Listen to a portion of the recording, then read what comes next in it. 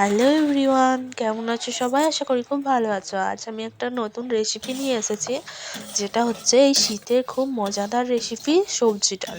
প্রথমে ডালটাকে ভালো করে কড়াই নেড়েচেড়ে একটু ভেজে নিতে হবে। তারপর ভাজা হয়ে গেলে, যেহেতু ডালটা ধোয়া হয়নি, তারপর ভাজা হয়ে যাওয়ার পর ডালটাকে ভালো করে ধুয়ে নিতে হবে। ধুয়ে নেওয়ার পর এভাবে জলটা ছেঁকে ফেলে দিতে হবে। তারপর এই যে কড়াইতে একটু তেল দিও, তেল দিয়ে একটু ভালো করে ফোড়ন দিও। কি দেবে? একটু জিরে দেবে, দু গোটা জিরে, একটা কাঁচা লঙ্কা, দুটো তেজপাতা। আর কাঁচা লঙ্কাও দিতে পারো, শুকনো লঙ্কাও দিতে পারো। আমি এখানে শুকনো লঙ্কা দিয়েছি।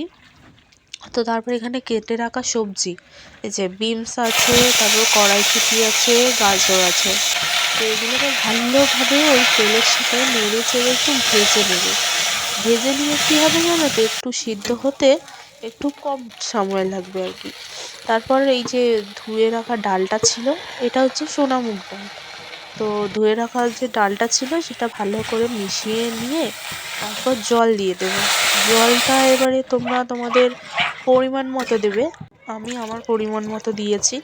তারপর নুনটা দিও তোমাদের মতন করে। আমি এখানে নুন দিতে ভুলে গিয়েছিলাম, তো সেদ্ধর সময় একটু নুন দিয়ে দিও। তো তারপরে এই যে দেখো, ভালো মতো আমার কিন্তু সেদ্ধ হয়ে গেছে। সিদ্ধ হয়ে যাওয়ার পর এখানে এই যে 1 চামচ ঘি দিয়েছি। দেখো, তোমাদের যতটা প্রয়োজন তোমরা ততটা দিও। আমার এতটা ভালো লাগে না তাই। তো নামাবার আগে একটু জিরে গুঁড়ো না ছড়া দিয়ে একটু ভালো করে নেড়ে চেড়ে নামিয়ে নেব।